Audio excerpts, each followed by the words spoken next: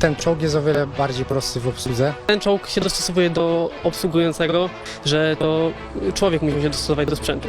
Tutaj wszystko jest regulowane. Obsługa tutaj wymaga więcej myślenia niż siły, gdzie w czołgach poprzednich było zupełnie na odwrót. 길고 험난했던 여정의 마침표가 드디어 찍혔습니다. 대한민국 K방산의 상징 K2 블랙팬서 전차의 폴란드 2차 도입 계약이 마침내 공식적으로 확정된 것인데요. 지난 5월 30일 폴란드 방위사업청 대변인인 그제고시 폴락 대령은 K2 전차 추가 도입 계약은 현재 폴란드 법무부의 최종 법률 검토를 통과하며 완전히 확정되었다고 공식 발표했습니다. 현대로템 풀매수 가나요? 지난 2022년 체결된 기본 계약 이후 현재까지 119대의 K2 전차를 납품해준 현대로템이 다시 2차 계약을 달성할 수 있었던 데에는 한 가지 숨겨진 반전이 있었는데요. 이러한 반전으로 인해 앞으로 K2 전차가 전 세계 약 2,500대 이상 운용될 수 있는 밑거름이 되었다고 하는데 오늘 그 소식 빠르게 한번 살펴보겠습니다. Let's get it! 사실 이 계약이 최종 확정되기까지의 과정은 그야말로 살얼음판을 걷는 것 같았습니다. 820대에 달하는 잔여 계약이 파기될 수 있다 없다 말들이 많았죠. 가장 큰 난관은 역시 천문학적인 사업비와 직결되는 가격 문제 그리고 폴란드 국영망산 업체의 현지화 범위 협상이었습니다. 여기서 현지화란 단순히 폴란드에 공장을 짓는 수준을 넘어 현지 인력을 훈련시키고 수많은 부품을 조달할 공급망을 구축하며 장기적인 품질 관리와 유지 보수 시스템까지 완벽하게 이전하는 복잡하고 거대한 과정을 의미합니다. 한마디로 현지 업체에겐 둘도 없는 돈벌이 장사가 된단 말이겠죠. 이에 폴란드의 국영망산 업체인 PGZ 그룹은 폴란드에서 생산될 K2PL 전차가 폴란드의 자존심이 될 것이다라는 국뽕 마케팅을 실시하며 한국에서 제작하는 완제품보다 무려 2.5배나 비싼 650억을 쳐부르는 사실상 배짱 제안을 하기도 했습니다. 여기에는 초기 투자 비용을 초도 생산 물량에 모두 녹여 한몫 땡기려는 속내가 너무도 뻔히 보였죠. 특히나 더욱 기름을 부은 것은 바로 정치 지형의 변화였습니다. 2023년 말 도널드 투스크 총리가 이끄는 신정부가 탄생하면서 이전 정부가 체결했던 모든 대규모 국방 계약을 원점에서 재검토하겠다는 초강수를 두었습니다. 당연 희생양은 한국이었고요. 특히 카시니아 카미슈 국방장관은 폴란드의 국익과 안보를 보장하는 최상의 조건이 아니라면 계약은 없다고 여러 차례 공언하며 현대로템을 강하게 압박하기도 했습니다. 러시아의 위협에 맞서 강력한 군사력은 필요하지만 동시에 막대한 국가 예산이 투입되는 만큼 한 푼이라도 더 깎고 기술 하나라도 더 받아내야 한다는 폴란드 신정부의 압박 전술이었던 건데요. 이처럼 현 정부와 현지 업체의 거센 압박에 시달렸던 현대로템 슬슬 쫄릴 만도 한데 오히려 현대로템의 대응은 예상과는 달랐습니다. 거센 압박에도 핵심 기술 이전은 불가하다, 파괴적인 가격 인하는 없다 라는 원칙을 고수하면서 오히려 정말로 급한 것은 우리가 아니라 폴란드라며 여유 있는 태도를 유지했는데요. 이런 담대한 자신감의 배경에는 누구도 부정할 수 없는 두 가지 확실한 믿는 구석이 있었기 때문입니다. 첫 번째는 단연 K2 전차의 압도적인 성능에 대한 절대적 자신감이었습니다. 이미 폴란드 군에 실전 배치되어 운용 중인 K2 전차들이 각종 국내외 훈련에서 그 성능을 유감없이 입증하고 있었는데요. 승무원의 피로를 획기적으로 줄여주는 자동장전 장치, 먼저 보고 먼저 쏘는 헌터킬러 기능을 구현하는 최첨단 사격 통제 장치, 그리고 어떤 지형에서도 안정적인 주행을 보장하는 유기압 서스펜션 등 K2의 모든 기능은 현지 전차병들로부터 수십 년은 앞선 첨단 기술의 전차라는 극찬을 받았죠. 솔직히 K2 전차 타다가 어떻게 T-72 전차로 돌아가겠습니까? 두 번째는 신속하고 정확한 납기를 통한 여론전에 자신이 있었던 현대로템입니다. 폴란드 PGZ는 과도한 이윤 추구로 계약을 고의적으로 지연시킨다는 비판을 받는 와중에 도리어 현대로템은 엄청난 속도로 무려 조기 납품 클래스를 보여주었습니다. 특히 폴란드 신정부가 본격적인 계약 재검토를 외친 2024년 한 해에만 무려 56대의 K2 전차를 납품하는 물량 공세를 선보였는데요. 이에 폴란드 네티즌들은 국가 안보를 진심으로 신경 쓰는 쪽은 국영방산 기업이 아닌 현대로템이라면서 PGZ에 대한 강한 비판의 목소리를 내기도 하였죠. 이에 폴란드 군수청에서 결국 칼을 꺼내들 수밖에 없었고 K2 전차 2차 계약이 완전히 한국에 유리하게 진행되게 된 것입니다. 사실 폴란드 디펜스 24의 데미안 라트카 기자는 PGZ과 무관하게 K2 전차의 2차 계약은 기정사실화되어 있었는데 이는 K2 전차가 운용되고 있는 실제 현장에서 워낙 만족감을 표시하고 있었기 때문이다라고 했습니다. 특히 최근 슬로바키아에서 열린 대규모 나토 연합훈련 쉴드 2025는 K2의 명성을 유럽 전역에 떨친 결정적인 계기가 되었는데요. 폴란드 구기갑여단 소속 K2 전차들은 배치된 지 불과 6개월밖에 되지 않았음에도 불구하고 험준한 산악 지형을 고속으로 돌파하고 이동 중에도 정확하게 표적을 명중시키는 등 참관하던 모든 나토 회원국 군 관계자들에게 충격에 가까운 인상을 남겼습니다. 비유럽권 전차가 이 정도일 줄은 몰랐다는 감탄이 쏟아져 나왔고 이는 슬로바키아와 루마니아 등 잠재적 구매국들의 관심을 폭발시키는 기폭제가 되었죠. 폴란드 내에서의 활약을 시작은 더욱 드라마틱했는데 제20기계화 여단은 K2 전차를 인도받은 지 단 3개월 만에 전차 훈련의 최고 난이도로 꼽히는 도하 훈련까지 완벽하게 성공하며 모두를 경악하게 만들었습니다. 50톤이 넘는 거대한 강철 덩어리가 깊은 강물을 거리낌 없이 건너는 모습은 K2의 완벽한 도하 능력과 뛰어난 기동성은 물론 강과 늪지가 많은 폴란드 지형에 완벽하게 부합하는 장비임을 증명한 것이죠. 이 모든 것이 가능했던 배경에는 K2의 혁신적인 사용자 친화적 설계라는 반전 포인트가 자리 잡고 있는데요. 구 기갑여단 1전차대대장 마르친 양코프스키 중령의 발언이 이를 증명합니다. 그는 PT-91을 운용하다 K2를 받은 것은 트라반트에서 메르세데스 벤츠로 바꾼 것과 같다면서 요즘 젊은 병사들은 복잡한 아날로그 방식보다 오히려 첨단 디지털 장비에 훨씬 익숙해서 더 빠르게 전차를 마스터하고 있다라고 했죠.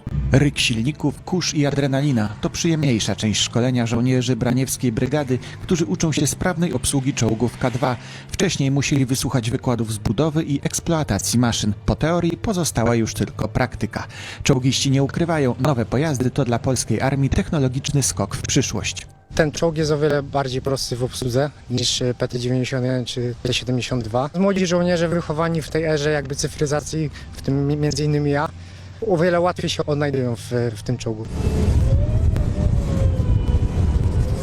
W kursie obsługi południowo-koreańskich pojazdów bierze udział 14 załóg 1 Batalionu Czołgów, łącznie 42 żołnierzy 9 Braniewskiej Brygady Kawalerii Pancernej. Szkolenie trwa ponad 2 miesiące. Ten czołg się dostosowuje do obsługującego, nie tak jak było w poprzednich czołgach, że to człowiek musi się dostosować do sprzętu. Tutaj wszystko jest regulowane. Te czołgi dają nam więcej możliwości, ale też więcej od nas wymagają. Obsługa tutaj wymaga więcej myślenia niż siły, gdzie w czołgach poprzednich było zupełnie na odwrót. Technologiczna przewaga K2 nad innymi czołgami to połączenie siły ognia, zaawansowanego systemu obrony przeciwpancernej i cyfrowego wsparcia. Pojazd pokonuje przeszkody wodne o głębokości do 4 metrów. Na polu walki może oddać nawet 15 strzałów na minutę i zwalczać cele w ruchu. Lepszy, bardziej jakościowo efektywniejszy silnik, zupełnie inny skomputeryzowany system kierowania ogniem, zaawansowany system wyszukiwania celów, który pozwala widzieć z daleka zarówno w dzień, jak i w nocy. W pierwszych dniach lipca czołgistów czeka egzamin w Braniewie, później pokaz strzelania w Orzyszu. To drugi z 4 kursów zaplanowanych w brygadzie w tym roku. W braniewskiej jednostce jest już prawie 60 czołgów K2.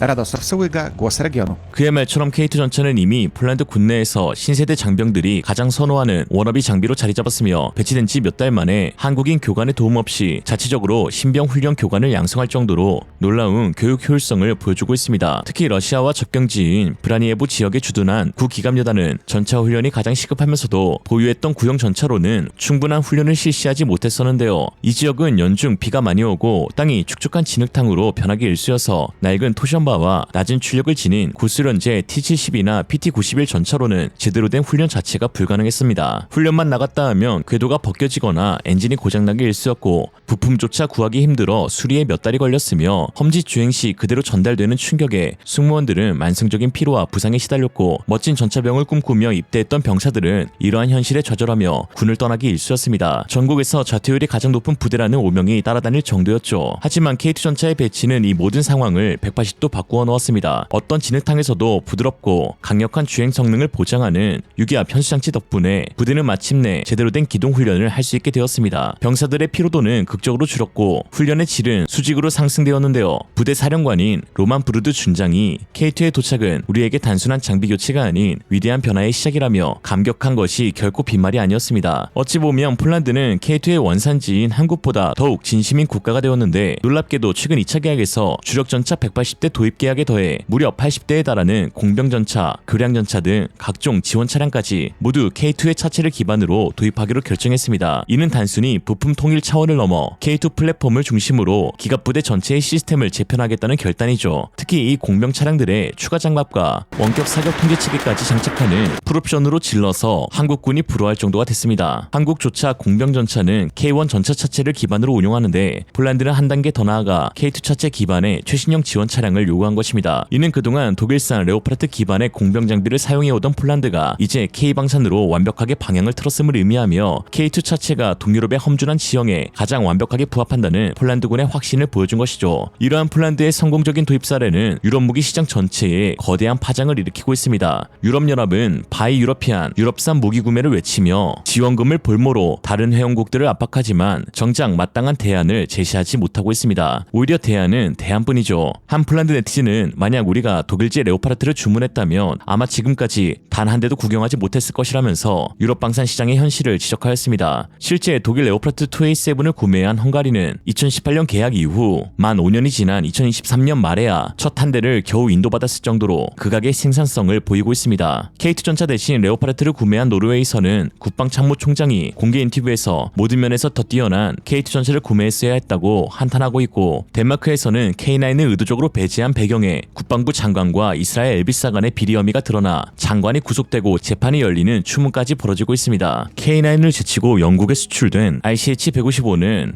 올해 4월부터 우크라이나에 인도를 시작하기로 했는데 어쩐 일인지 알 수 없는 이유로 납기를 무기한 연기했습니다. 올해 6대 납품해주기로 했는데 그마저도 못하는 상황. 제조국인 독일마저도 단 한 대도 받지 못해 전세계 운용 대수 0대에 꿈속 한정 최강 자주포가 되었습니다. 첫 공개가 2014년. 그러나 11년째 양산 체계가 이루어지지 못해서 전문가들은 아예 미완성이라고 대놓고 못을 박았죠. 이쯤 되면 한국 무기를 선택하지 않는 것 자체가 유럽 정치인들이 할 수 있는 가장 멍청한 일 가운데 하나가 되고 있는 것인데, 울지 마라, 네가 선택한 길이다. 오늘의 한 줄 평, 폴란드 입 벌려 K2 들어간다. 이생으로 리얼리즘이었습니다. 여러분의 생각은 어떠신가요? 현명하고 지혜로운 여러분의 의견을 지금 댓글에 남겨주세요. 감사합니다.